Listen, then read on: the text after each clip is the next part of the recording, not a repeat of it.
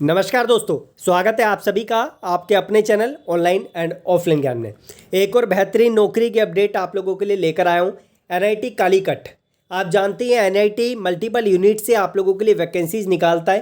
पहले इन्होंने आप लोगों के लिए जो है कुरुक्षेत्र की निकाली थी, फिर उसके बाद प्रयागराज की निकाली और अब इन्होंने एनआईटी कालीकट की निकाल दी है। एनआईटी का एक नौकरी का मुझे ड्रॉबैक यह लगता है कि ये मल्टीपल स्टेट्स में एग्ज़ाम ना करवा के जहाँ से पोस्ट निकालता वहीं पे आप लोगों का एग्ज़ाम करवाता है। जैसे एनआईटी कालीकट आप लोगों का केरला में है, तो आप लोग ध्यान रखें केरला में जाके ही आप लोगों को एग्ज़ाम देना पड़ेगा। आप लोग इस नोटिस की बहुत रिक्वेस्ट कर रहे थे कि अपडेट दूं, तो मैं आप लोगों के लिए अपडेट लेकर आ गया हूं। एक चीज़ और, एनआईटी 2 ही पोस्ट के लिए आईटीआई वाले बच्चों को मौका देता है, एक टेक्नीशियन और एक सीनियर टेक्नीशियन में। बच्चा यहाँ पर सिलेबस के लिए बहुत कन्फ्यूज़ रहता है कि एक्चुअल में इसका सिलेबस क्या होता है। सिलेबस मैंने डिटेल्ड वीडियो आप लोगों को ऑलरेडी बना के दे दी है, लिंक आप लोगों को डिस्क्रिप्शन में दे दिया है पहले नंबर पे। आप सिलेबस की वीडियो देख लेना, प्रोसीजर क्या होता है, कैसे सिलेक्शन करता है एनआईटी, आप लोगों को पता चल जाएगा। यहाँ पर बच्चे इसलिए एग्ज़ाम नहीं देने जाते मल्टीपल टाइम्स कि इसका जो एग्ज़ाम है ना बहुत दूर बच्चों का पड़ जाता है। मल्टीपल स्टेट्स में एग्ज़ाम ना करवा के जैसे डीआरडीओ इसरो में होता है, इसमें आप लोगों का नहीं होता है। तो इस चीज़ का भी आप लोगों को ध्यान रखना पड़ेगा। फॉर्म जब भी फिल करें जब आप लोगों को लगता है कि आप लोग यहाँ पर जा पाएंगे। यहाँ पर आप लोगों की ये पोस्ट है 240 पोस्ट की बात कर रहे हैं, निकालेंगे 62 इसमें 178 इसमें, लेकिन 240 श्योर नहीं है कि इतनी कंफर्म होगी, है बढ़ भी सकती है घट भी सकती है।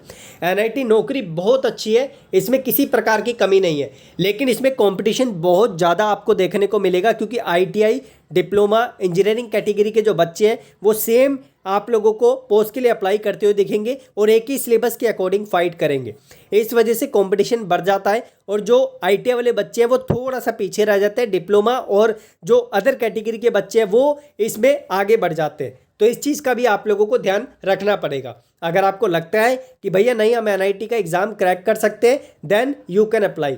बाकी मैंने कुछ और चीज़ें आप लोगों को इस वीडियो में शेयर की है टेक्नीशियन और सीनियर टेक्नीशियन से रिलेटेड, क्योंकि इसमें आईटीआई वाले बच्चे और डिप्लोमा वाले बच्चे अप्लाई कर पाएंगे।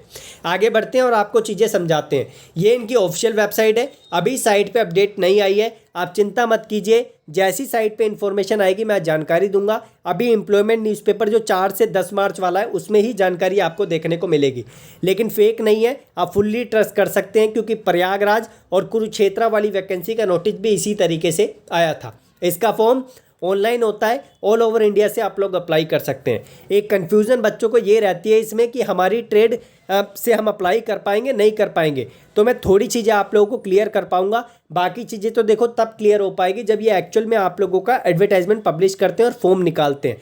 तो टेंशन मत लेना, मुझसे जितना हो पाएगा डिटेल गैदर करने में मैं आप लोगों को बता पाऊँगा। तो सबसे पहले टेक्नीशियन के बारे में आप लोगों को समझाते हैं। यहाँ पर भाई देखो, टेक्नीशियन में आप लोगों की जो क्वालिफिकेशन है, आप 12वीं पास है from a recognised board with at least 50% marks और आपने 1 साल का आईटीआई किया है तो आप लोग अप्लाई कर पाएंगे। आईटीआई में मार्क्स का क्राइटेरिया नहीं है, लेकिन 12वीं में 50% मार्क्स होने चाहिए।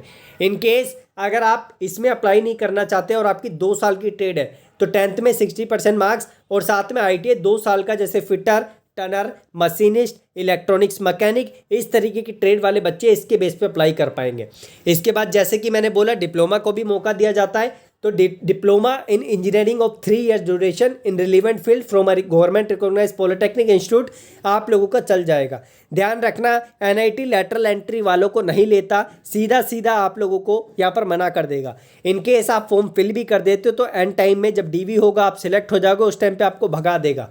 तो लैटरल एंट्री वाले बच्चे अप्लाई मत करना। मे बी कालीकट में आप लोगों को मौका दे दे, लेकिन कोई श्योरिटी नहीं है। जो बच्चे साइंस केमिस्ट्री डिसिप्लिन से अप्लाई करेंगे ध्यान रखें 12वीं पास होना है आप लोगों को with science chemistry from a recognised board with at least 60% marks. ठीक है, ये इनके लिए एप्लीकेबल नहीं है, ध्यान रखना। कहीं इनके लिए एप्लीकेबल करने के लिए आप लोग सोच लें, वो उनके लिए है जो डिसिप्लिन साइंस केमिस्ट्री से अप्लाई करेंगे।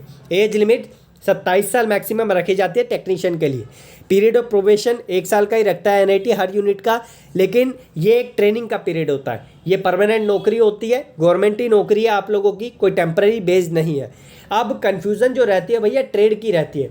अब मैं आप लोगों को एक आइडिया दे देता हूँ, जैसे मान लो सिविल इंजीनियरिंग है, सिविल इंजीनियरिंग में डिप्लोमा वाले तो अप्लाई कर पाएंगे, इसके अलावा सर्वेयर और जो आप लोगों के ड्राफ्ट्समैन सिविल है वो अप्लाई कर पाएंगे। इलेक्ट्रिकल में इलेक्ट्रिशियन वाले बच्चे, वायरमैन वाले बच्चे अप्लाई कर पाएंगे। मैकेनिकल में फिटर हो गया, आप लोगों का जो है टनर हो गया, मशीनिस्ट हो गया, इस तरीके की ट्रेड वाले बच्चे अप्लाई कर पाएंगे। इलेक्ट्रॉनिक्स एंड कम्युनिकेशन में इलेक्ट्रॉनिक्स वाले बच्चे अप्लाई कर पाएंगे। अब एक कन्फ्यूजन रहेगी यहाँ पर, कंप्यूटर इंजीनियरिंग। कंप्यूटर इंजीनियरिंग में यहाँ पर जो है कोपा वाले बच्चों को मौका मिलेगा नहीं मिलेगा, ये चीज़ तब क्लियर होगी जब इसका एडवर्टाइजमेंट निकलेगा।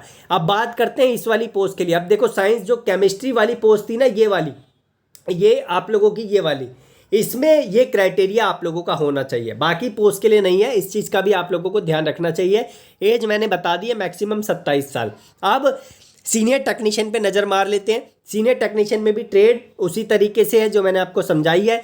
12वीं पास होना है, 50% मार्क्स के साथ 1 साल का ITI आपका होना चाहिए। और अगर आपके पास ये नहीं है तो 10th पास, 60% मार्क्स आपके ITI में 60% मार्क्स 10th में होने चाहिए और ITI क्लियर होने चाहिए आप लोगों का 2 साल की ट्रेड के साथ, जैसे मैंने पीछे समझाई है। उसके बाद ये नहीं है तो इसमें आप अप्लाई हो जाओ। उसके बाद डिज़ायरेबल बैचलर डिग्री रखता है। डिज़ायरेबल का मतलब होता है कि हो भी हो या ना भी हो, कोई दिक्कत नहीं, आप अप्लाई कर पाओगे।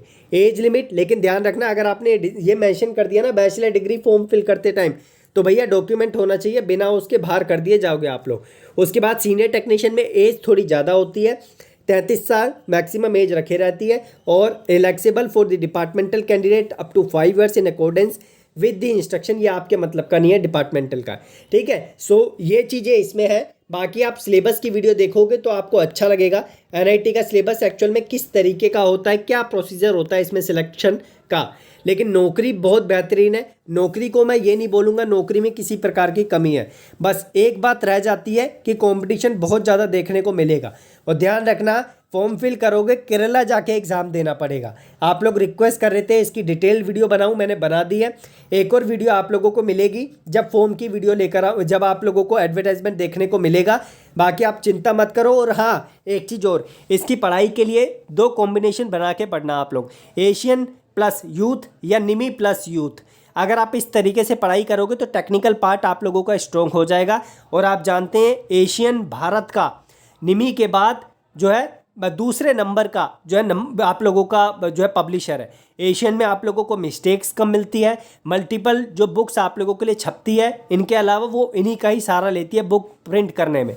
सो बेहतरीन पब्लिशर है, आप लोगों को मदद मिलेगी। मैं दोबारा से रिपीट कर दूं, निमी प्लस यूथ या निमी आप लोगों का एशियन प्लस यूथ। एशियन की बुक्स तो मैं आप लोगों को डिस्क्रिप्शन में दे दूंगा। मैं जो है चेन्नई से निमी वाला कंटेंट भी जल्द से जल्द ऑर्डर करने वाला हूँ। जैसे ही मेरे फादर की सिचुएशन थोड़ी ठीक हो जाती है, देन मैं आप लोगों के लिए निमी वाला कंटेंट भी जल्द से जल्द अरेंज करने की पूरी कोशिश करूँगा।